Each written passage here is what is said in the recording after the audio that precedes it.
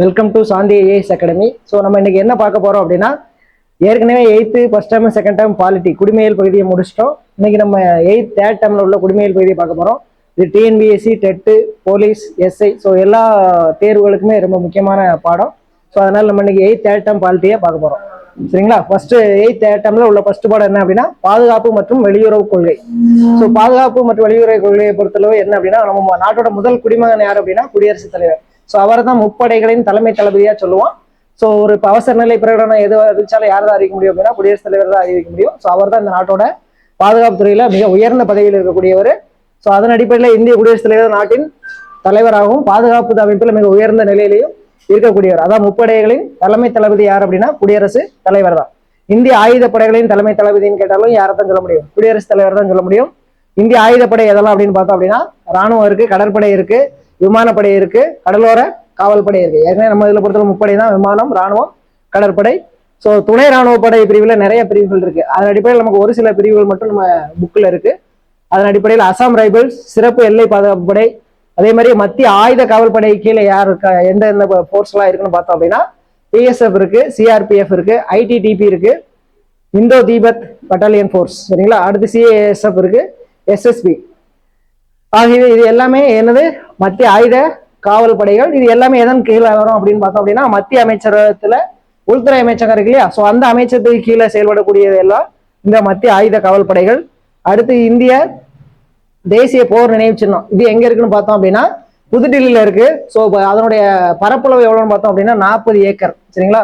ஏற்கனவே உயிர் நீத்த ராணுவ வீரர்களோட புகைப்படம், அவங்களுக்கு எல்லாம் அஞ்சலி செலுத்துறது, அது எல்லாமே எங்க நடக்கும் அப்படின்னா இந்த தேசிய போர் நினைவு சின்னத்துல தான் ஒவ்வொரு ஆண்டும் அஞ்சலி செலுத்துவாங்க.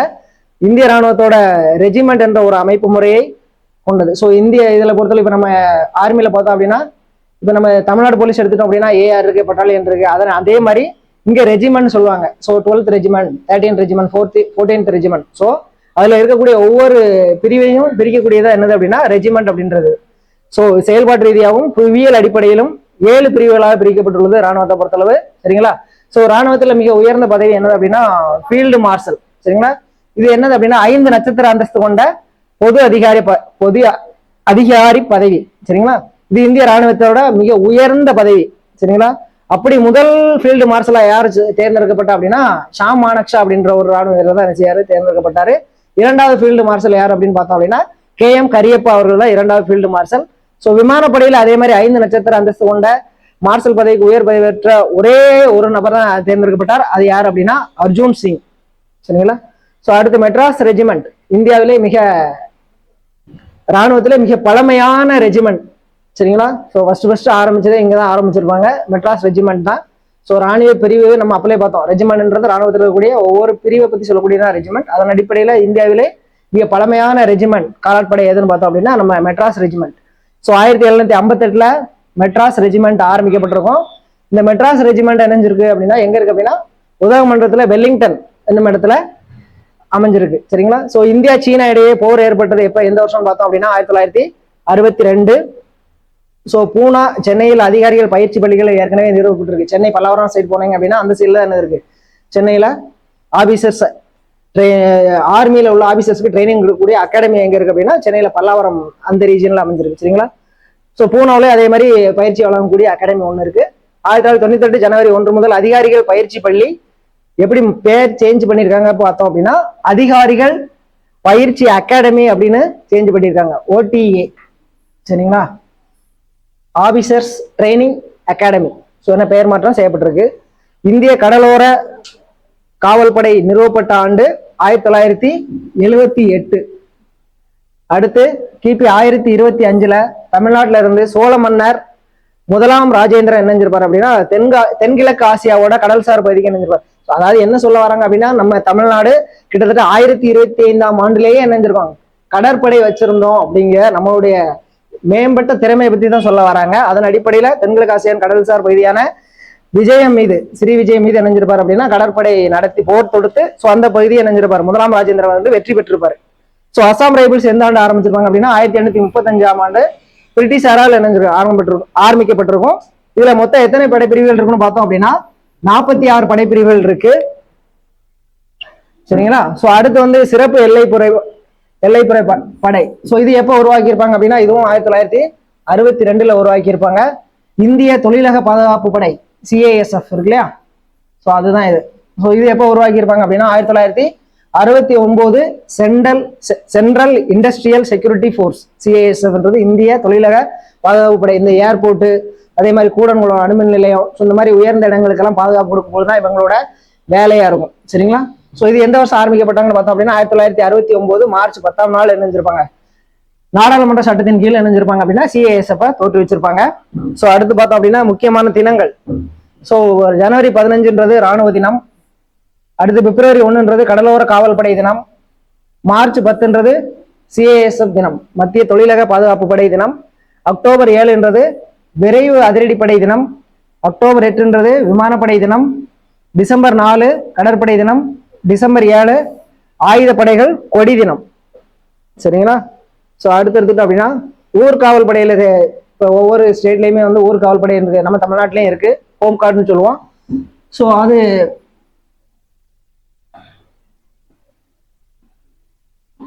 ஊர்காவல் படை. ஸோ இதுக்கு உண்டான தகுதி என்னன்னு பார்த்தோம் அப்படின்னா 18 வயசு நிரம்பி இருக்கணும். அதிகபட்சம் எத்தனை வயசுக்குள்ள இருக்கணும் அப்படின்னா 50 வயசு தாண்டக்கூடாது, 50 வயசுக்குள்ள இருக்கணும். ஸோ 18 to 50 வயசுக்குள்ள இருக்கக்கூடிய எல்லாருமே என்ன செய்யலாம் அப்படின்னா அந்த ஹோம் கார்டில் சேரலாம். ஸோ பதவிக்காலம் எத்தனை ஆண்டு பார்த்தோம் அப்படின்னா 3 ஆண்டுகள். ஹோம் கார்டை அப்பாயின்மெண்ட் ஆயாச்சு அப்படின்னா பணிக்காலம் எத்தனை வருஷம் அப்படின்னா 3 ஆண்டுகள். நம்ம என்னென்னைக்கு டியூட்டி போகிறோமோ அன்னன்னைக்கு உண்டான பைசாவை என்ன செஞ்சிருவாங்க அப்படின்னா நம்மளோட அக்கௌண்ட்ல கிரெடிட் பண்ணுவாங்க, சேலரி மாதிரி கொடுத்துருவாங்க. ஸோ போலீஸுக்கு நம்ம துணையா செயல்படுறதா என்னது அப்படின்னா அந்த ஹோம் கார்டோட வேலை. ஸோ 8th அட்டம்ல 2வது பாடம் அப்படின்னு பார்த்தோம் அப்படின்னா இந்தியாவின் வெளியுறவு கொள்கை. ஸோ வெளியுறவு கொள்கைன்னு வந்துட்டு நமக்கு முதல்ல ஞாபகம் வரக்கூடியது யார் தான் ஞாபகம் வருவார் அப்படின்னா ஜவஹர்லால் நேரு. ஸோ அவர் தான் வெளியுறவு கொள்கை வடிவமைப்பில் முக்கிய பங்கு வகித்தவர் யார் அப்படின்னா ஜவஹர்லால் நேரு தான். சரிங்களா? ஸோ பஞ்சசீலம் அப்படின்ற கொள்கையை நிறுவியிருப்பாங்க. அப்போ யாருக்கு இருக்கலாம்னா இந்தியாவுக்கும் சீனாவுக்கும் இடையில என்ன ஆயிருக்கும், கையெழுத்தாயிருக்கும். சரிங்களா?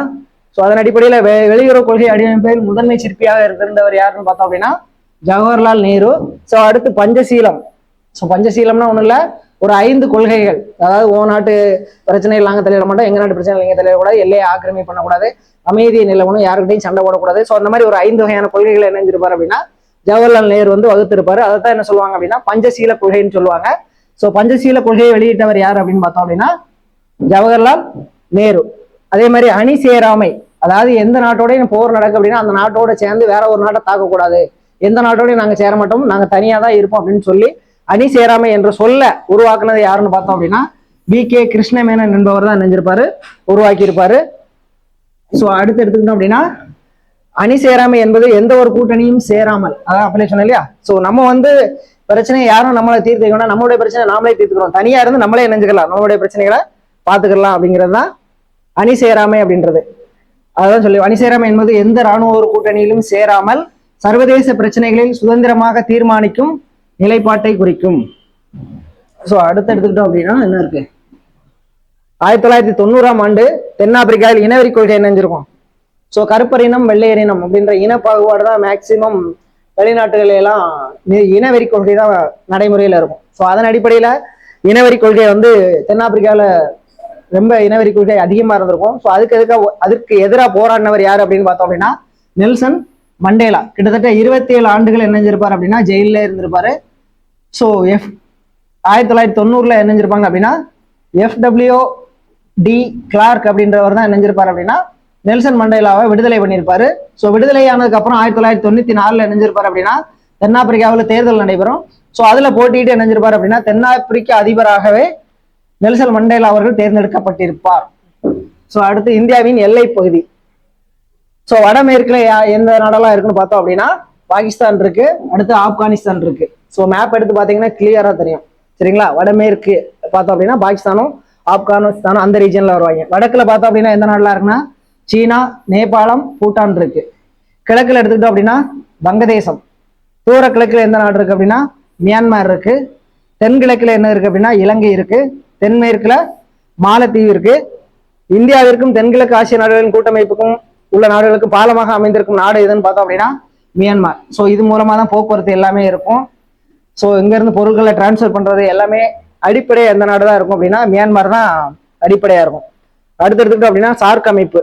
சார்க்னா ஒன்றும் இல்லை, சில நாடுகள் எல்லாமே சேர்ந்து கூட்டமைப்புல இருப்பாங்க இல்லையா? ஸோ அந்த அடிப்படையில் நம்ம சவுத் ரீஜியன் ஃபுல்லாவே south Asian association for regional cooperation. So இதைத்தான் என்ன சொல்லுவோம் அப்படின்னா சார்க் அமைப்பு. ஸோ அந்த சார்க் அமைப்போட தலைமையகம் எங்க இருக்குன்னு பார்த்தோம் அப்படின்னா காத்மாண்டுல, நேபாள் நாட்டில் உள்ள காத்மாண்ட் அப்படின்ற இடத்துல அமைஞ்சிருக்கு இந்த சார்க் அமைப்போட தலைமை ஹெட் குவார்ட்டர் அமைஞ்சிருக்கு. ஸோ சார்க் அமைப்புல எத்தனை உறுப்பு நாடுகள் இருக்கு அப்படின்னா 8 உறுப்பு நாடுகள் இருக்கு.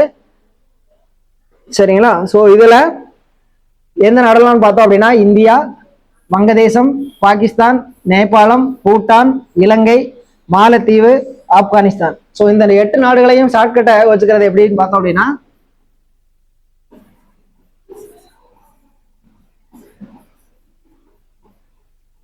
எம்பிபிஎஸ் பெயின்னு சொல்லலாம். சரிங்களா? எம்ன்றது என்ன குறிக்கும்? மாலத்தீவை குறிக்கும். பின்றது பூட்டான், இன்னொரு பின்றது என்னதை குறிக்கும்? பங்களாதேஷ். சரியா? வங்காளதேசம் இருக்கு இல்லையா? ஸோ அதுக்கு பங்களாதேஷ். அடுத்து எஸ்ன்றது ஸ்ரீலங்கா, பின்றது பாகிஸ்தான், ஏன்றது ஆப்கானிஸ்தான், ஐன்றது இந்தியா, என்னன்றது நேபாள். ஸோ எம்ன்றது மாலத்தீவு, பின்றது பூட்டான், பங்களாதேஷ், ஸ்ரீலங்கா, பாகிஸ்தான், ஆப்கானிஸ்தான், இந்தியா, நேபாள். ஸோ இது ஷார்ட்கட். சார்க் அமைப்பை எப்படி ஷார்ட்கட் ஞாபகம் எந்தெந்த நாடெல்லாம் இருக்குன்ற ஞாபகம் வச்சுக்கணும் அப்படின்னா எம்பிபிஎஸ் பெயின். சரிங்களா? இதை ஞாபகம் வச்சுட்டால இந்த 8 நாடும் நம்ம நினைஞ்சலாம் ஈஸியா அண்டர்ஸ்டாண்ட் பண்ணிக்கலாம். சார்க் அமைப்பு எப்போ உருவாக்கப்பட்டதுன்னு பார்த்தோம் அப்படின்னா 1985 டிசம்பர் 8 வந்து நினைஞ்சிருப்பாங்க அப்படின்னா அந்த உறுப்பு நாடுகள்லாம் சேர்ந்து உருவாக்கி இருப்பாங்க. அடுத்து எடுத்துக்கிட்டோம் அப்படின்னா பிசிஐஎம். சரிங்களா?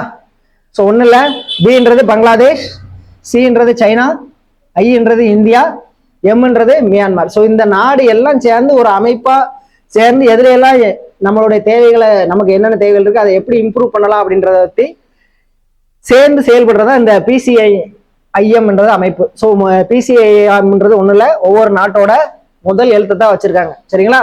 ஸோ பங்களாதேஷ், சீனா, இந்தியா, மியான்மர் இது எல்லாமே எதுக்காண்டி? பொருளாதாரம், போக்குவரத்து, எரிசக்தி மற்றும் தொலைத்தொடர்பு ஆகியவற்றில் எல்லை கடந்து விரிவாக்கம் பண்றதுதான். ஸோ இது விரிவாக்கம் செஞ்சாலே ஆட்டோமேட்டிக்கா என்ன ஆகும்? பொருளாதாரம் வந்து இன்க்ரீஸ் ஆக ஆரம்பிக்கும். ஸோ அதுக்காக உருவாக்கப்பட்ட அமைப்பு தான் பிசிஐஎம்.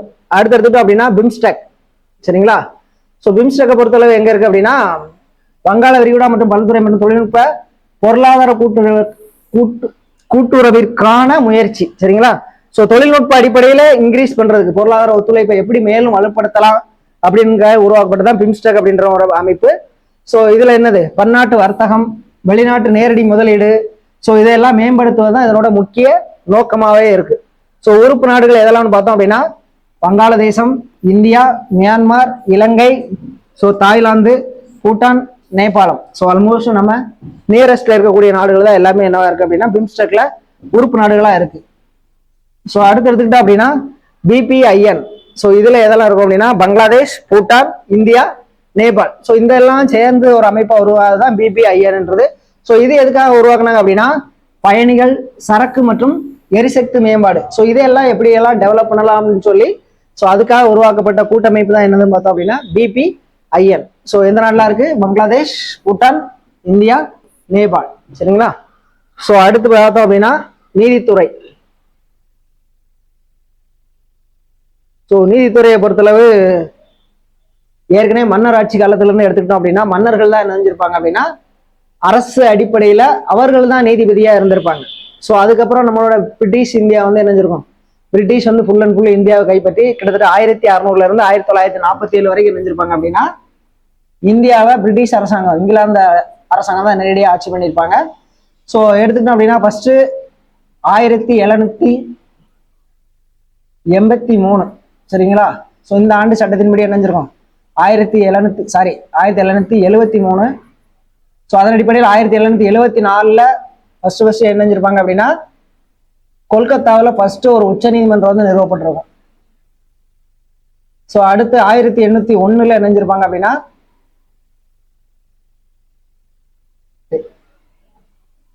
கட் பண்ணுங்க. ஸோ நீதித்துறையை பொறுத்தளவு 1773 ஆண்டு ஒழுங்குமுறை சட்டம். சரியா? ஸோ இந்த ஒழுங்குமுறை சட்டத்தின் அடிப்படையில தான் என்ன செஞ்சிருப்பாங்க அப்படின்னா 1774 பிரிட்டிஷ் இந்தியாவில் ஃபர்ஸ்ட் கொல்கத்தாவில் என்ன செஞ்சிருப்பாங்க ஒரு உச்ச நீதிமன்றம் வந்து அமைச்சிருப்பாங்க.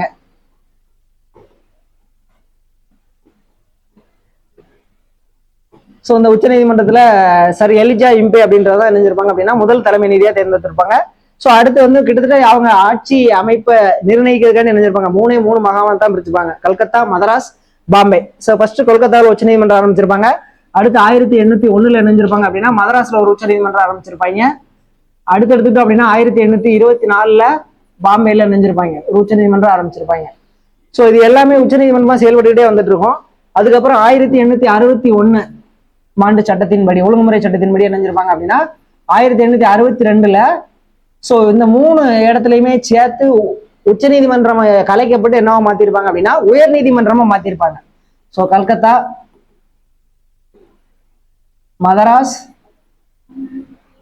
அடுத்து பாம்பே. ஸோ இந்த 3 இடத்துல இணைஞ்சிருப்பாங்க அப்படின்னா உச்ச நீதிமன்றம் கலைக்கப்பட்டு உயர் நீதிமன்றமாக மாற்றப்பட்டிருக்கும். ஸோ அடுத்து உயர் நீதிமன்றம் மாற்றினதுக்கு அப்புறம் இணைஞ்சிருப்பாங்க அப்படின்னா 1935 இந்திய அரசு சட்டத்தின்படி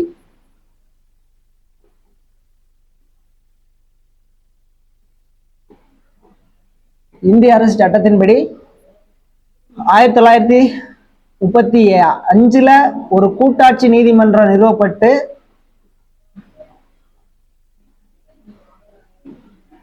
கூட்டாட்சி நீதிமன்றம் நிறுவியிருப்பாங்க. அது 1937 இணைஞ்சிருப்பாங்க அப்படின்னா கூட்டாட்சி நீதிமன்றம் செயல்பட ஆரம்பிச்சிருக்கும். ஸோ இந்த கூட்டாட்சி நீதிமன்றம் தான் என்ன மாறி இருக்கும் அப்படின்னா தற்போது உள்ள உச்ச நீதிமன்றமாக மாற்றப்பட்டிருக்கும். ஸோ 1950 ஜனவரி 28 இந்த கூட்டாட்சி நீதிமன்றம் தான் என்ன மாறி இருக்கும், உச்ச நீதிமன்றமாக மாற்றப்பட்டிருக்கும். ஸோ இப்படிதான் என்ன செஞ்சிருக்கும் அப்படின்னா நீதித்துறை வரலாறு வந்து ஆரம்பிச்சிருக்கும். ஸோ அதன் அடிப்படையில் நீதித்துறை வந்து நம்ம அரசுன்னு எடுத்துக்கிட்டோம் அப்படின்னா எப்படி இருக்கும், நிர்வாகம், அடுத்து பார்லிமெண்ட் அல்லது சட்டமன்றம்,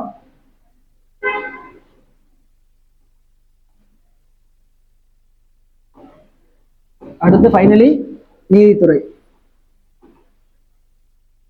ஸோ நம்மளுடைய அதிகார அமைப்பு எல்லாமே பாலிட்டியை பொறுத்தவரை இந்த இதுல கிடைமட்டமாக தான் நினைஞ்சிருக்கும், அதிகாரம் பகிர்ந்தளிக்கப்பட்டிருக்கும். நிர்வாகம், சட்டமன்றம், நீதித்துறை என்று கிடைமட்டமாக அதிகாரங்கள் பகிர்ந்தளிக்கப்பட்டிருக்கும். ஸோ சட்டமன்றத்தை போது சட்டத்தை ஏற்றுவாங்க, நிர்வாகம்ன்றதை அதை செயல்படுத்துவாங்க, நீதித்துறைன்றது ஸோ இது ரெண்டையும் நிலைநாட்டுறதா யாருடைய வேலை, நீதித்துறையோட மெயின் வேலையாகவே இருக்கும். ஸோ அதன் அடிப்படையில் நீதித்துறையின் உயர்வே அரசாங்கத்தின் உயர்வு.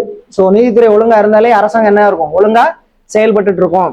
சரிங்களா, இந்தியா ஒன்றிணைந்த மற்றும் ஒருங்கிணைந்த நீதித்துறை அமைப்பை கொண்டுள்ளது. சரிங்களா, ஸோ இங்க வந்து நம்ம வேற இப்போ உச்ச நீதிமன்றம் எடுத்துக்கிட்டா இந்தியா பொறுத்தவரை கண்ட்ரோல் பண்றதுக்கு ஒரே ஒரு உச்ச நீதிமன்றம் தான் இருக்கு. அது கீழே ஒவ்வொரு மாநிலத்துக்கும் என்ன இருக்கு, உயர் நீதிமன்றம் இருக்கு, மாவட்ட நீதிமன்றங்கள் இருக்கு, பிற நீதிமன்றங்கள்னு சொல்லுவோம், தாலுக் நீதிமன்றம், அடுத்து வந்து குடும்ப நல நீதிமன்றம், லோக் அதாலத் நீதிமன்றம். ஸோ இந்த மாதிரி நிறைய நீதிமன்றங்கள் இருக்கு. ஸோ இது எல்லாமே எதுல வரும் அப்படின்னா மாநிலங்கள் தான் வரும். ஸோ ஆனா இது எல்லாத்தையும் கட்டுப்படுத்துறது யார் தான், உச்ச நீதிமன்றம் அப்படின்ற ஒரு அமைப்பு தான் கட்டுப்படுத்தும். மாநிலத்தில் எடுத்துக்கிட்டோம்னா உயர்ந்தபட்ச அதிகார வரம்பு யாருக்கு இருக்கு, உயர் நீதிமன்றத்துக்கு இருக்கு, அது கீழ் நீதிமன்றங்கள் என்ன இருக்கும், கட்டுப்படுத்தும். சரிங்களா, ஸோ நீதித்துறையை பொறுத்தவரை மாநிலத்துக்கு ஒரு நீதிமன்றம், சென்ட்ரல் கவர்மெண்ட்டுக்குன்னு ஒரு நீதிமன்றம், அந்த அமைப்பு கிடையாது. ஒருங்கிணைந்த நீதித்துறை என்பது உச்ச நீதிமன்றத்துக்கு கீழே தான் எல்லா நீதிமன்றமும் செயல்பட்டு கொண்டிருக்கிறது. ஸோ அதன் அடிப்படையில் தான் என்ன சொல்றோம், ஒருங்கிணைந்த நீதிமன்றம் அப்படின்றதே சொல்றோம். சரிங்களா, அடுத்து சட்டம் என்பது மக்களை ஆள்வதற்கு ஒரு அரசாங்கத்தாலோ அல்லது நிறுவனத்தாலோ விதிக்கப்படும் விதிகளின் அமைப்பு. சரிங்களா, ஸோ மனுஷன்னா இப்படிதான் இருக்கணும், இப்படிதான் வாழணும். ஒரு குடும்பம்னு எடுத்துக்கிட்டோம்னா நம்ம இருக்கு இல்லையா, இப்போ வருமானம் எவ்வளவு இருக்கு, ஸோ அதுக்குள்ள நம்ம வாழணும் அப்படிலாம் டிசைட் பண்றோம். அப்படி இருக்கும்போது நம்ம இந்தியாவை பொறுத்தளவு எத்தனையோ மொழிகள், எத்தனையோ இனங்களை கொண்ட நாடுதான் நம்ம நாடு. ஸோ அதன் அடிப்படையில் எல்லா மக்களுக்கும் பொதுவான விஷயங்கள் வேணும்ன்றதுக்காக என்ன செய்யணும், நம்ம ஒரு விதியை வகுத்திருக்கோம். அந்த விதியின் அடிப்படையில் தான் இணைஞ்சிட்டு இருக்கோம் அப்படின்னா நம்ம நாட அரசாட்சி அரசியலமைப்பின்படி நடைபெற்று கொண்டிருக்கிறது. சரிங்களா, நீதித்துறை என்பது சட்டப்படி ஒரு நாட்டின் பெயரால் நீதியை வழங்குகின்ற நீதிமன்றங்களின் அமைப்பு. அதைத்தான் என்ன சொல்லுவோம் அப்படின்னா நீதித்துறை அப்படின்னு சொல்லுவோம். ஸோ துக்ளக் ஆட்சி காலத்துல உரிமையியல் நடைமுறை சட்டங்கள் துவக்கப்பட்டது. உரிமையியல் நடைமுறை சட்டங்கள் யார் காலத்துல அந்த ஃபர்ஸ்ட் துவக்கிருக்காங்க அப்படின்னா துக்ளக் ஆட்சி காலத்தை துவக்கிருப்பாங்க. அதை என்ன சொல்லலாம் அப்படின்னா பைக்கா இ பெரோஷாஹி அப்படின்னு அந்த நூலை வந்து சொல்லுவாங்க. சரிங்களா, அடுத்து இணைஞ்சிருப்பாங்க அவுரங்கசீப் வந்திருப்பாரு. ஸோ அவருடைய காலத்துல இணைஞ்சிருப்பாரு அப்படின்னா ஸோ அவர் ஒரு இதை மாற்றி அமைச்சிருப்பாரு. இந்த சட்ட தொகுப்பு தான் இணைஞ்சிருப்பாரு அப்படின்னா அதை மாற்றி அமைச்சிருப்பாரு. அதை என்ன மாற்றி வச்சிருப்பாரு, பட்வா இ ஆலம்கீர் அப்படின்னு சொல்லி என்ன செஞ்சிருப்பாரு, அந்த சட்ட தொகுப்பை அப்படியே மாற்றி அமைச்சிருப்பாரு. ஸோ அடுத்து பார்த்தோம் அப்படின்னா ஆங்கில கிழக்கிந்திய கம்பெனி மதராஸ், பம்பாய், கல்கத்தா ஆகிய இடங்களில் மேயர் நீதிமன்றங்கள் 1726 ஆரம்பிச்சிருக்கோம். அடுத்து எந்த சாசன சட்டத்தின்படி 1726 ஆண்டு சட்டம் எப்பயிலே முதல்ல வரும், அதுக்கு அடுத்த வருஷம் என்ன செஞ்சிருப்பாங்க அப்படின்னா நீதித்துறை வந்து நிறுவியிருப்பாங்க. ஸோ நம்ம அப்பலே பார்த்தாலே 1773ஆம் ஆண்டு ஒழுங்குமுறை சட்டத்தின்படி தான் 1774 கல்கத்தாவில் உச்சநீதிமன்றம் ஒன்று ஆரம்பிச்சிருக்கோம். ஸோ ஃபர்ஸ்ட் மேயர் நீதிமன்றங்கள் பிரிட்டிஷ் இந்தியாவில் ஆரம்பிச்சிருக்கோம். ஸோ அடுத்தடுத்துனா ஒழுங்குமுறை சட்டம் 1773. ஸோ இதுதான் உச்சநீதிமன்றம் அமைப்பதற்கு முதல் ஒரு வழிவகுத்த ஒழுங்குமுறை சட்டம். ஸோ இதன் அடிப்படையில் தான் 1774 கல்கத்தாவில் முதல் உச்சநீதிமன்றம் ஆரம்பிக்கப்பட்டிருக்கும்.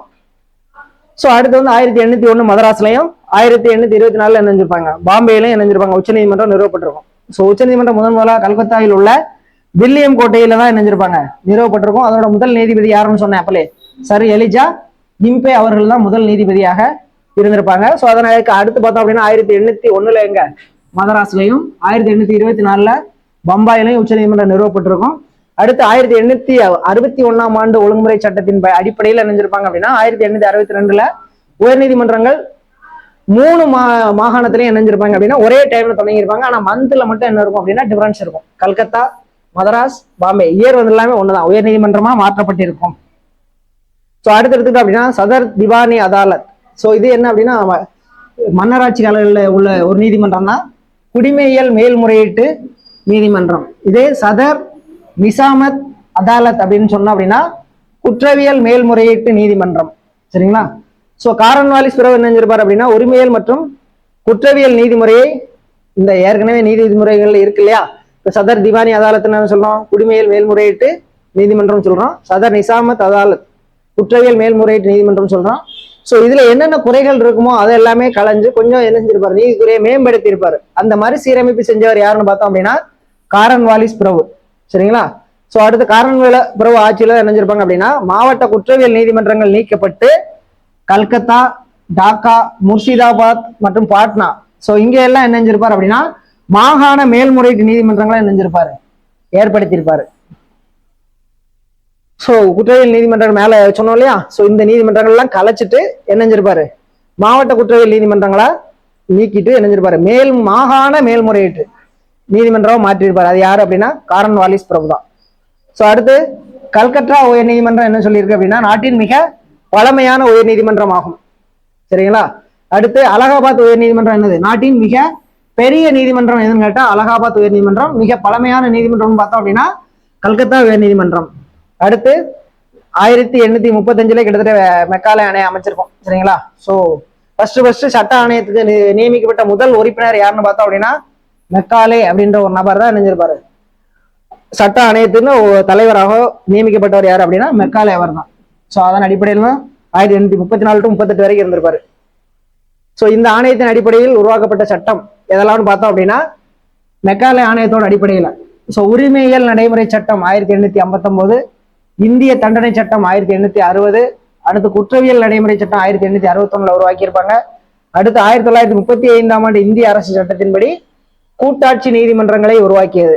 ஸோ அது அப்பலே சொன்னேன் இல்லையா, ஸோ 1937 என்ன செஞ்சிருப்பாங்க 35 கூட்டாட்சி நீதிமன்றங்களை உருவாக்கியிருப்பாங்க. 37 தான் என்ன செஞ்சிருப்பாங்க நடைமுறைக்கு கொண்டு வந்திருப்பாங்க கூட்டாட்சி நீதிமன்றங்களை. ஸோ அடுத்து பார்த்தோம் அப்படின்னா பிரிவு கவுன்சில் நீதி வரையறை ஒழிப்பு சட்டத்தின் மூலம் 1949 என்ன செஞ்சிருப்பாங்க அப்படின்னா கவுன்சில் நீதி வரையறை என்ன செஞ்சிருப்பாங்க அப்படின்னா நீக்கியிருப்பாங்க. அடுத்து இந்திய உச்ச நீதிமன்றம் 1950 ஜனவரி 28 என்ன செஞ்சிருப்பாங்க தொடங்கியிருப்பாங்க.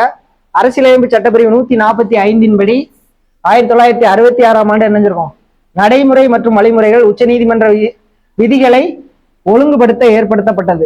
ஸோ உச்ச நீதிமன்றத்துலனா இப்ப கிட்டத்தட்ட எடுத்துக்கிட்டீங்க அப்படின்னா ஒரு கான்ஸ்டன்டா நீதிபதிகள்லாம் இவ்வளவுதான் இருக்காங்க அப்படிங்கிறத என்ன கான்ஸ்டன்டா சொல்லலாம்.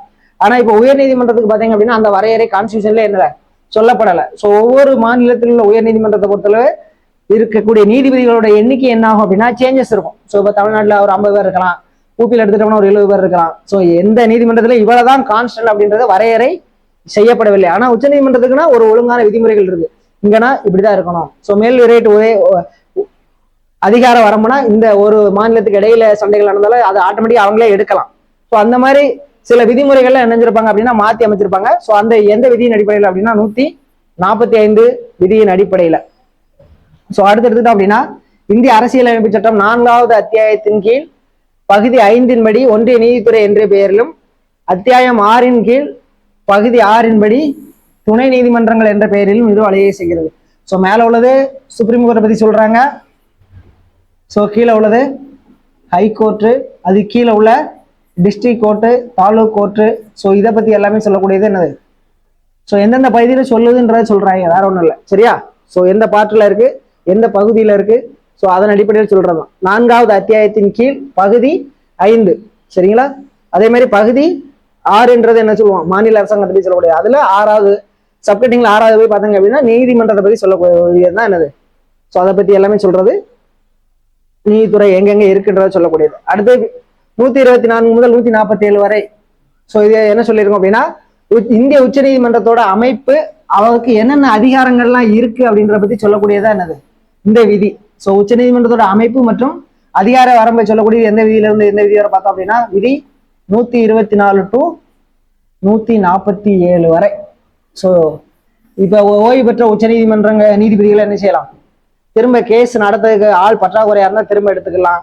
ஸோ அவங்க தப்பு பண்ணாங்க அப்படின்னா அவங்க பதவி நீக்கம் பண்றதுக்கு என்னென்ன ப்ரொசீஜர், ஸோ அவங்கள அந்த மாதிரி ஒவ்வொரு நீதிபதிகள்லாம் எப்படி இருக்கணும், அவங்களோட வரையறை என்ன, வரைமுறை என்ன, எப்படி அப்பாயின்மெண்ட் பண்றது, ஒருத்தரை பதவியில இருந்து எப்படி நீக்கிறது, இதை பத்தி எல்லாத்தையும் சொல்லக்கூடியது எந்த வித உச்ச நீதிமன்றத்தோட அமைப்பு. ஸோ அமைப்பு எப்படி இருக்கணும். இப்போ சப்போஸ் ஒரு உச்ச நீதிமன்றம் தான் இருக்கு இந்தியாவில், வேற எந்த பகுதியிலாச்சும் நிறுவனம் அப்படின்னா என்ன செய்யலாம், நிறுவலாம். அது யார்கிட்ட கன்சிடர் பண்ணணும், குடியரசுத் தலைவர்கிட்ட நினைச்சாரு அப்படின்னா வேற எந்த ஸ்டேட்ல வேணாலும் என்னது உச்ச நீதிமன்ற கிளை உச்ச நீதிமன்றம் என்ன செய்யலாம், அமைக்கலாம். ஸோ அதுக்கும் கான்ஸ்டியூஷன்ல இடம் இருக்கு. சரிங்களா? ஒரு சுதந்திரமான நீதித்துறை என்ற கருத்தை முன்மொழிந்த முதல் அரசியல் தத்துவ ஞானி யாருன்னு பார்த்தோம் அப்படின்னா மாண்டெஸ்கியூ. சரிங்களா? ஸோ முதல் லோக் அதாலத் எங்க தான் நிறுவியிருப்பாங்க அப்படின்னா குஜராத் மாநிலத்தில் உள்ள ஜூனாகத் அப்படின்ற இடத்துலதான் லோக் அதாலத். லோக் அதாலத்லாம் ஒன்றும் இல்லை, மக்கள் நீதிமன்றம். ஸோ அங்கே வாதியையும் கூப்பிடுவாங்க, பிரதிவாதியும் கூப்பிடுவாங்க. ஸோ அங்கே ஒரு வக்கீல் இருப்பாரு, ஒரு நீதிபதி இருப்பாரு, ஒரு சமூக ஆர்வலர் இருப்பாங்க. ஸோ அங்கே பேசி முடிச்சு அந்த வழக்கு என்ன செய்வாங்க, விரைவாக தீர்த்து வைக்கிறதா என்னது அப்படின்னா லோக் அதாலத். ஸோ ஃபர்ஸ்ட் எங்க தான் கூட்டிருப்பாங்க அப்படின்னா 1982 குஜராத்ல உள்ள ஜூனாகத் அப்படின்ற இடத்துல தான் ஃபர்ஸ்ட் லோக் அதாலத் நடைபெற்றிருக்கும். ஸோ இது ஒவ்வொரு டிஸ்ட்ரிக்ட் கோர்ட்லயுமே போய் பார்த்தீங்க அப்படின்னா ஒவ்வொரு லோக் அதாலத்தும் இருக்கும். லோக் அதாலத் நீதிமன்றம் அப்படின்னே போட்டு இருப்பாங்க. ஸோ விரைவு நீதிமன்றம் எந்த ஆண்டு தொடங்கினாங்கன்னு பார்த்தோம் அப்படின்னா 2000 ஆண்டு தொடங்கியிருப்பாங்க. அடுத்து நீதிமன்றம். ஸோ வழக்கு வந்து 2005 தொடங்கியிருப்பாங்க. ஸோ வழக்கு வந்து என்னது, கேஸ் எல்லாமே ஆன்லைன்லேயே பதிவு பண்ணலாம். நம்ம கேஸ் எந்த ஸ்டேட்டஸ்ல இருக்கு, நமக்கு என்னைக்கு வாய்தா, ஸோ எல்லா விவரமுமே எதுலேயே தெரிஞ்சுக்கலாம், ஆன்லைன் மூலமாகவே தெரிஞ்சுக்கலாம். சரிங்களா? ஸோ அடுத்து பார்த்தோம் அப்படின்னா சமுதாயத்தின் நலிந்த பிரிவினருக்கு இலவச சட்ட உதவிகள் வழங்கிட 1987 இணைஞ்சிருப்பாங்க தேசிய சட்ட சேவைகள் மையம். சரியா? ஸோ அதை வந்து இணைஞ்சிருப்பாங்க, தொடங்கியிருப்பாங்க. ஸோ இது என்ன அப்படின்னா, ஒருத்தர் கோர்ட்டுக்கு போறாரு, அவருக்கு வக்கீல் வச்சு வாதாடுற அளவுக்கு கூட என்ன இருக்காது, தகுதி இருக்காது. ஸோ அந்த மாதிரி இருக்கக்கூடிய நேரத்துல இந்த சட்டத்தின்படி என்ன செய்யலாம், கோர்ட்டே என்ன செய்யும் அப்படின்னா அவருக்கு நீதிபதி வக்கீல் என்ன செய்வாங்க, அரேஞ்ச் பண்ணி கொடுப்பாங்க. ஸோ அதை அவங்க கேஸுக்கு ஆஜராகி எல்லாமே ஃபீஸ் வாங்காம தான் ஃப்ரீயா செஞ்சு கொடுப்பாங்க. ஸோ நலிந்த பிரிவினருக்கான இலவச சட்ட உதவி கோர்ட்டே என்ன செய்யும் அப்படின்னா வக்கீல அரேஞ்ச் பண்ணி கொடுக்கும். அது எந்த சட்டத்தின் அடிப்படையில் அப்படின்னா 1987 ஆண்டு தேசிய சட்ட சேவைகள் அதிகாரத்தின் மூலமாக. நீதி பேராணை அதிகார வரம்பு. ஸோ நீதி பேராணை பொறுத்தவரை உச்ச நீதிமன்றம் விதி 32 அடிப்படையிலையும் உயர் நீதிமன்றம் விதி 226 அடிப்படையில என்ன செய்யும், 5 நீதி பேராணைகளை பிறப்பிக்க அதிகாரம் 2 நீதிமன்றத்துக்குமே இருக்கு. இது சுப்ரீம் கோர்ட்டை பத்தி சொல்லக்கூடியது, இது ஹைகோர்ட் நீதி பேராணை வழங்கக்கூடிய அதிகாரத்தை பத்தி சொல்லக்கூடிய விதியாகும். சரிங்களா? பொது நலனை பாதுகாப்பதற்காக நீதிமன்றத்தில் தாக்கல் செய்யும் வழக்கு என்னது அப்படின்னு பார்த்தோம் அப்படின்னா பொதுநல வழக்கு. ஸோ இன்னையோட நம்ம என்ன செய்யறோம் அப்படின்னா தேர்ட் டேமை முடிச்சிட்டோம். சரிங்களா? ஸோ இந்த பிடிஎஃப் வேணும் அப்படின்னா நம்ம சுரண்டை சாந்தி ஐஏஎஸ் அகாடமி நம்பரை கான்டாக்ட் பண்ணுங்க. நம்ம சுரண்டை சாந்தி ஐஏஎஸ் அகாடமி உங்களுக்கு ஃப்ரீயாவே வழங்குவாங்க. ஸோ இன்னொரு அடுத்த கிளாஸ்ல மீட் பண்ணுவோம். நன்றி, வணக்கம்.